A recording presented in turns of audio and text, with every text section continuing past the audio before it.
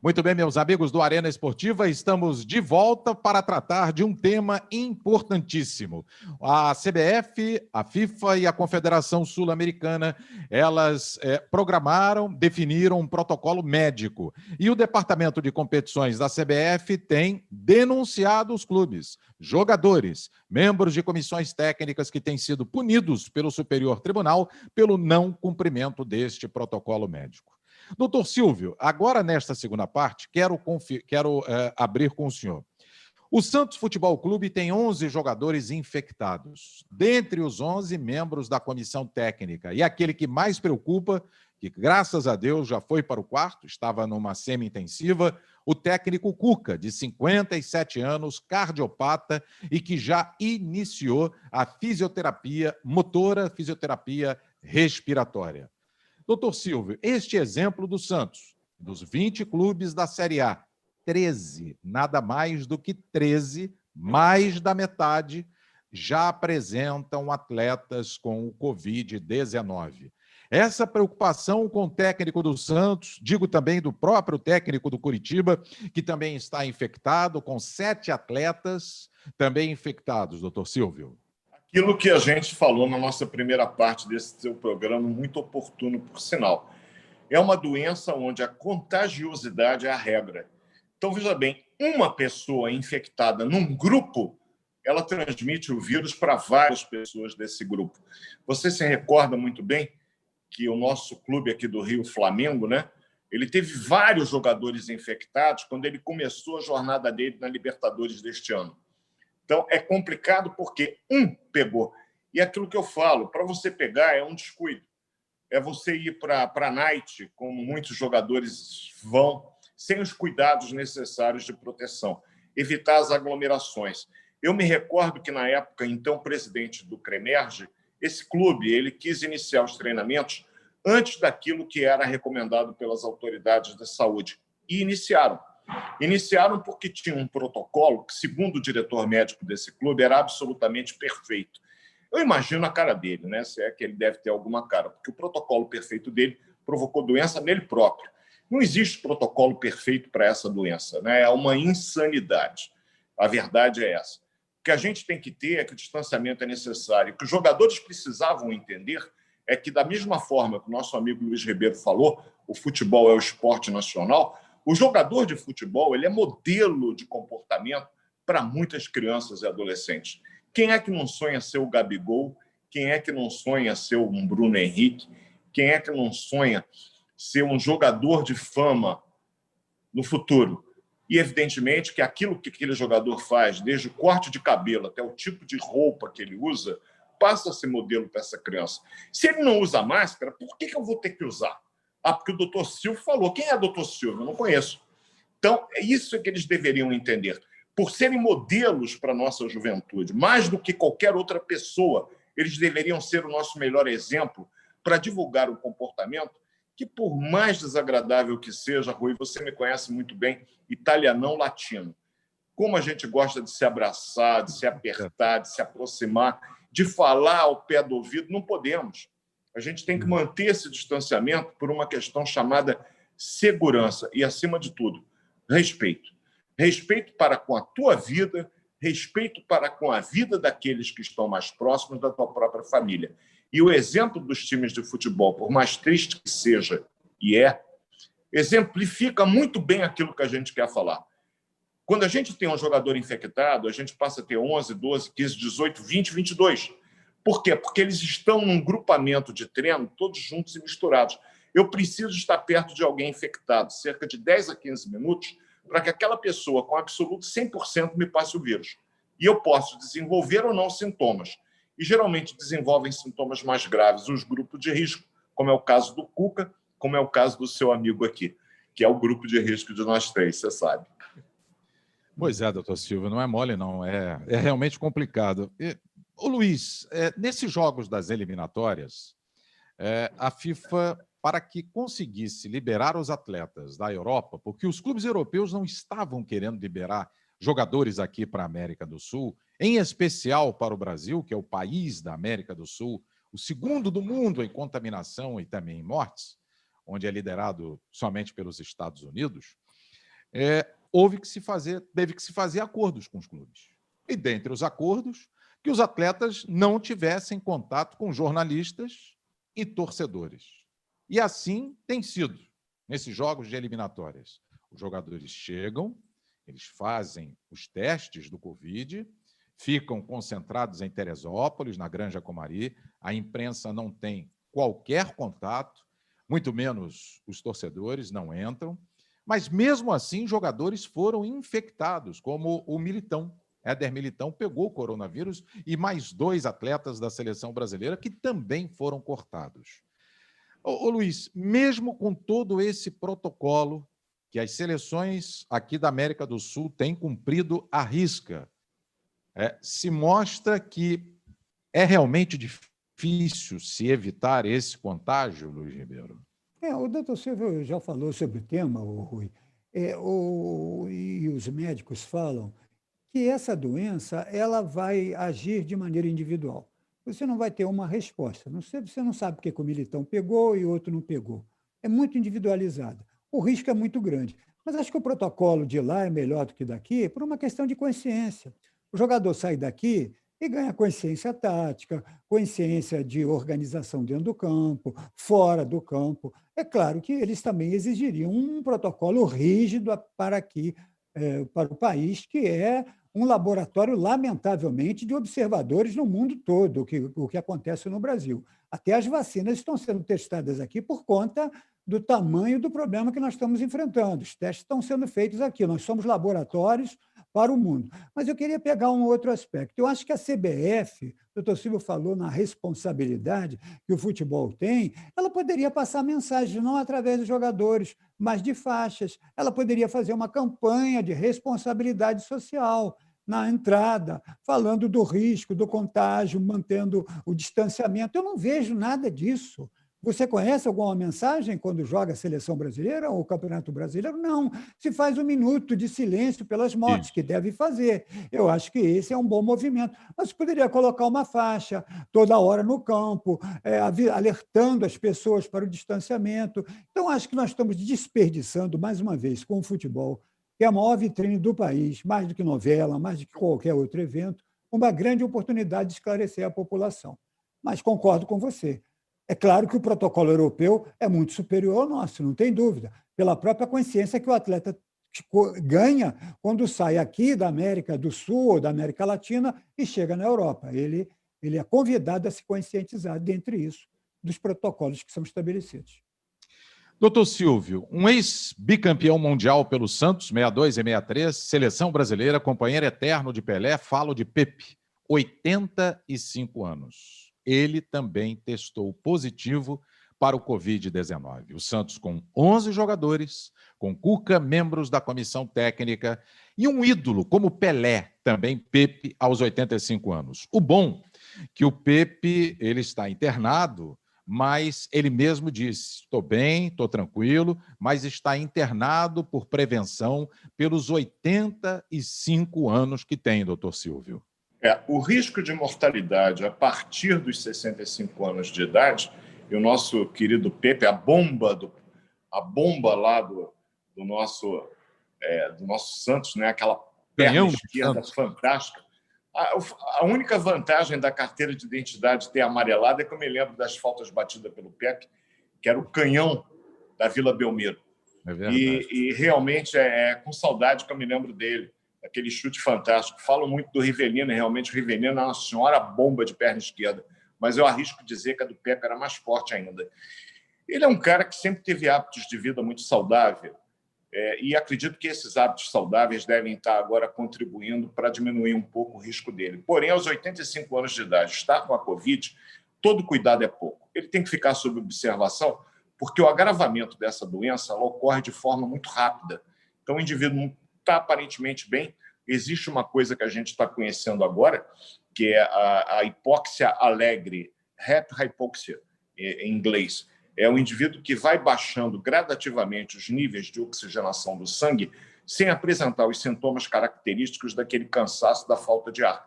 Ele está aparentemente bem. Quando a coisa sinaliza, ele corre para o hospital, já chega lá no nível crítico de oxigenação, muitas vezes com risco de infarto, derrame, e acaba indo ao óbito sem ter assistência adequada. Evidentemente que isso é muito mais possível de acontecer nas faixas etárias mais avançadas, como a do PEP. Então, todo cuidado com esse nosso ídolo eterno tem que ser tomado, ele tem que ficar sob observação, até que a gente tenha a segurança de que a doença passou, que normalmente leva em torno de 2 a 4 semanas, dependendo do paciente. Então, é importante aquilo que a gente falou, a CBF poderia, pela sua importância, fazer ações, inclusive, junto à comunidade, ajudando o Ministério da Saúde, que, na verdade, não tem feito tantas ações assim na televisão, no rádio. A gente vê com aquela circunspecção natural, aquele minuto de silêncio, porque não uma faixa tipo, olha, estamos sem público porque as pessoas têm que ficar distantes umas das outras. Lavem bem as mãos, abram as janelas, procurem ventilar bem seus ambientes domiciliares, evite contato próximo com qualquer pessoa, use máscaras. Esse tipo de trabalho que a CBF poderia ter ao seu encargo, que seria muito importante, infelizmente ela não está tendo. É uma falha. Quem sabe se com o nosso programa isso não alerta os nossos dirigentes, porque é tão simples colocar uma faixa de um lado do campo, lavem as mãos, do outro lado do campo, mantenha 1,5 metro de distância, afastamento social, use máscara. Por que não? Eu tenho várias possibilidades de faixa no estádio, isso transmitido pela televisão para tantos lares que assistem, quanta informação útil não poderia ser veiculada e ajudaria muito nesse momento. Agora, doutor Silvio, uma curiosidade. O senhor sabe tão bem quanto eu, porque o senhor também acompanhou o problema de saúde do meu pai, né? Ele morreu em decorrência do Alzheimer e foi muito rápido, desenvolveu outras doenças, dentre elas a pneumonia. Por que no idoso? Eu pergunto o seguinte, o Pepe tem 85 anos, né? Diz que está bem, está internado na Beneficência Portuguesa em São Paulo. Por que no idoso ele dificilmente apresenta febre? E quando vem a febre, a situação fica mais assim agravada? Não, veja bem, o sistema imunológico ele tem a idade que a gente nasceu. Evidentemente, esperar um indivíduo de 85 anos de idade, com o seu sistema de defesa com 85 anos de vida, que ele tenha a mesma vitalidade que o teu sistema imunológico ou de um jovem, e você sabe que criança faz febre de sapo, né? A criança está com 39 e daqui a pouco está pulando corda. Nós não. O indivíduo idoso ele tem muitas vezes o quadro infeccioso dele suspeitado, não pela presença de febre, que nem sempre dá, é pouco comum.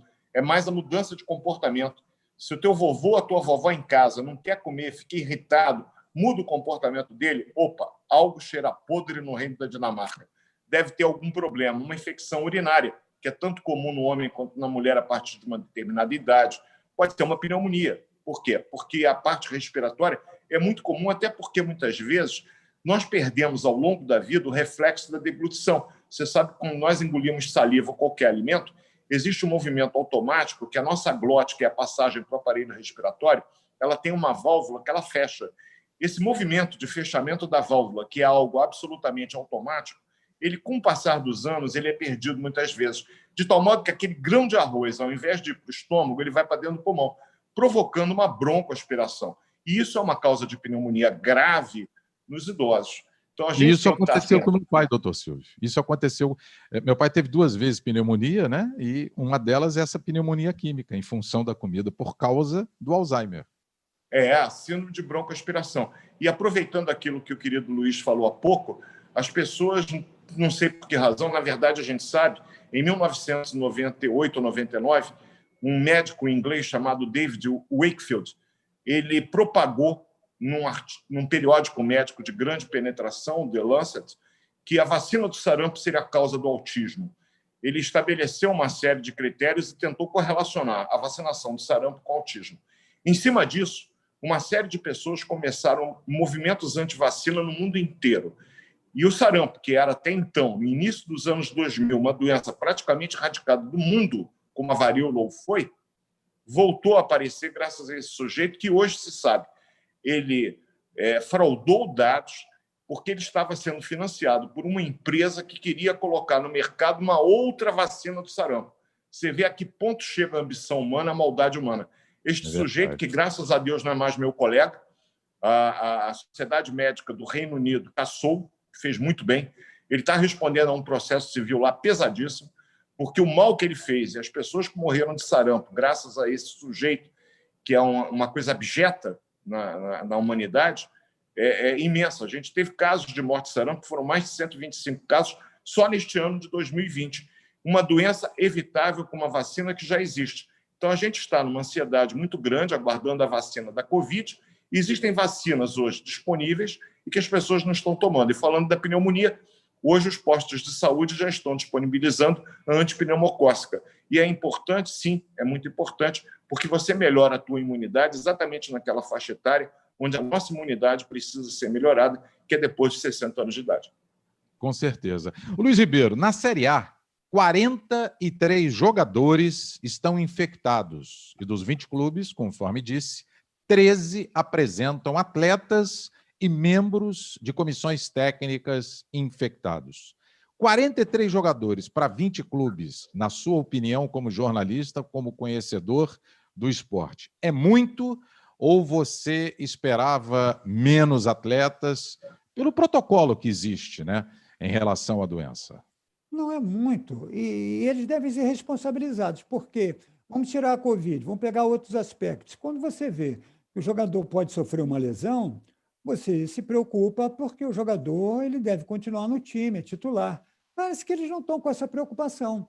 Então, depois tem que se fazer um balanço pelo desempenho do time, quais foram os desfalques, porque não é pouco tempo para a recuperação de um atleta, ele fica afastado no mínimo 10 dias. Isso pode significar 3, 4, 5 partidas. Eu acho que os jornalistas deveriam examinar quais os clubes que tiveram mais Covid e quais foram os resultados, para fazer uma relação de custo-benefício e depois responsabilizar, seja o dirigente, pelo não cumprimento do protocolo. Porque eu vejo relação entre a Covid, a saída de jogadores e o resultado na tabela. É uma questão da gente apurar depois. Com certeza. Doutor Silvio, a gente está quase em cima do lance aqui do encerramento dessa parte do Arena Esportiva, e eu queria que o senhor fizesse um balanço, porque nos últimos dias tem se dito que as coisas têm aumentado, não só aqui no Rio de Janeiro, mas pelo menos em 9 capitais, segundo o Infogripe, né, e segundo dados também da própria Fiocruz. É mais um momento de atenção, é mais um momento que as pessoas devem se conscientizar do distanciamento. Não é o isolamento. O isolamento foi no início, quando se fechou tudo, as pessoas ficaram em casa. O distanciamento é isso que o senhor acabou de falar, 1,5 m, 2 metros. Utilize máscara, álcool gel, evite contato direto com a pessoa, não tome um refrigerante, não beba uma cerveja em copo de vidro, copo de plástico. É por aí. Está realmente sendo preocupante esse momento, porque o senhor também faz parte do Comitê Médico aqui do Rio de Janeiro? Na verdade, curiosamente, o número de casos aqui no Rio de Janeiro tem aumentado muito mais na rede privada do que pública de saúde. É curioso isso, é uma observação. Mas em outros lugares do mundo, o número de casos aumentou muito. Eu tenho parentes na Itália, lá a situação está atingindo novamente níveis de drama. É assim também na Espanha, em Portugal. A gente está vendo um novo crescimento que eles lá estão chamando de uma segunda onda. Eu acho que é marola em cima de marola, porque o vírus continua presente no nosso meio. Se a gente não tomar os cuidados necessários, que você acabou de citá-los, a gente corre o risco de ser infectado, de adoecer. O isolamento não é necessário, não. Num primeiro momento foi, porque o Rio de Janeiro ele foi extirpado, tiraram, roubaram dele 10 mil leitos em 20 anos. Então, nós tínhamos uma insuficiência de leitos hospitalares para atender uma grande demanda de pacientes com a Covid. O que o governo fez? Vamos fazer o dever de casa. Vocês, pelo amor de Deus, não saiam. Fiquem em casa, não adoeçam, porque eu vou fazer a toque de caixa, leitos de hospital. E criaram hospitais de campanha, muitos deles, inclusive, já fechados. É verdade que o dever de casa não foi feito de forma correta por todas as autoridades. Sabemos disso. Muita coisa foi desviada. Esse é um outro lado que cabe muito mais ao Luiz, com a argúcia dele e a você, para tentar investigar e ver isso aí. Ao Conselho de Medicina cabe, evidentemente, punir os responsáveis sempre que eles são identificados pela justiça ou o que for. A gente tem que entender que a gente precisa manter as regras de ouro, sim, precisamos nos manter afastados durante um certo tempo, sim, precisamos lavar as mãos e abrir as janelas das nossas casas, sim. Esses são cuidados de um vírus que ainda vai permanecer, e a vacina, sabe-se lá quando é que ela vai surgir.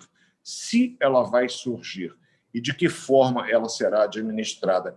Eu tenho várias dúvidas em relação à vacina. Quando é que ela surgirá? Haverá vacina disponível para todo mundo? Quem deverá ser vacinado? Todos nós devemos tomar a vacina? Quem é que prioritariamente deve tomar a vacina? São perguntas que eu me faço. Eu acho que, por exemplo, pessoas do grupo de risco, pessoal da área de saúde, pessoal encarcerado, esse pessoal deve ser prioritário para tomar, porque o risco de pegar a infecção é muito maior. Então, a gente tem que ter, isso vai ter que ser discutido junto com as autoridades do Ministério da Saúde, por diversos membros da área de saúde, para poder identificar. Mas a partir do momento que tivermos a vacina, e eu repito, ela ainda não existe em lugar nenhum do mundo. Perfeito. Por hoje é só. Nós chegamos ao final do Arena Esportiva. O tema foi a CBF, o Departamento de Competições, que tem denunciado clubes, membros de comissões técnicas e jogadores por descumprimento do protocolo médico. Contamos com as presenças do jornalista Luiz Ribeiro, da Super Rádio Tupi, e do médico Dr. Silvio Provenzano. Obrigado e até a próxima oportunidade.